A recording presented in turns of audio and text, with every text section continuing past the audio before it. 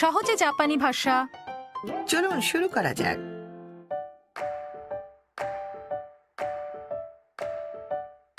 これどこですか？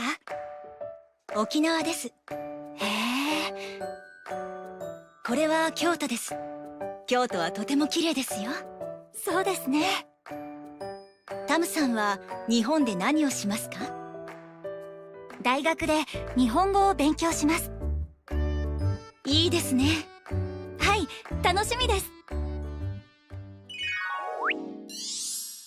মিয়াকে দেখে ফ্যাশনেবল এবং মজাদার ব্যক্তিত্ব মনে হলো। উনি কি একজন পেশাদার ফটোগ্রাফার? হ্যাঁ, জাপানের বিভিন্ন আকর্ষণীয় স্থানের ছবি তুলে তার সাথে বিশ্বের পরিচয় করান তিনি। আজকের পাঠে জাপানে নিজের পরিকল্পনার কথা বলতে শিখবেন আপনারা। তাম বলেন দাইগাকু দে নিহঙ্গো ও বেঙ্কিও শিমাস। শিমাস এর অর্থ হলো কোনো কিছু করার পরিকল্পনা করছেন।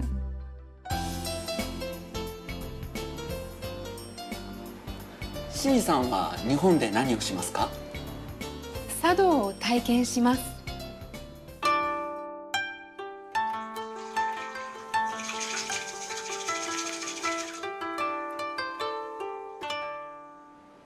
いいですね。ダニエルさんは日本で何をしますか？忍者のコスプレします。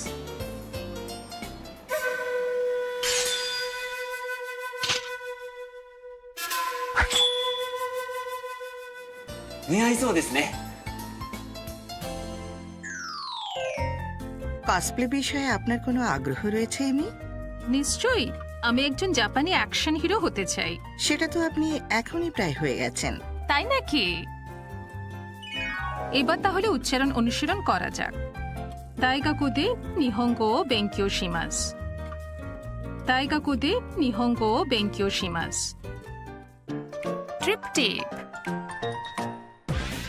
কস্টিউম ও প্লে এই দুটি শব্দের সমন্বয়ে গঠিত কসপ্লে। কমিক বই এবং ঐতিহাসিক নাটকের চরিত্রগুলো পরিহিত পোশাক লোকজন পরে নেয়। জাপানের কসপ্লে সংস্কৃতি বিশ্বের বিভিন্ন স্থানে জনপ্রিয় হয়ে উঠেছে। আখিয়াবারা এবং অন্যান্য স্থানে পোশাক ভাড়া করার দোকানে পর্যটকেরা এগুলো পরে দেখতে পারেন। এবারের কাঞ্জি।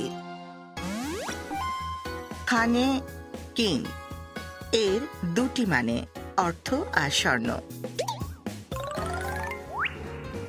সহজে জাপানি ভাষা থেকে আপনারা অবশ্যই জানা উচিত এরকম অনেক বাক্যাংশ শিখতে পারবেন। গাম্বাতে।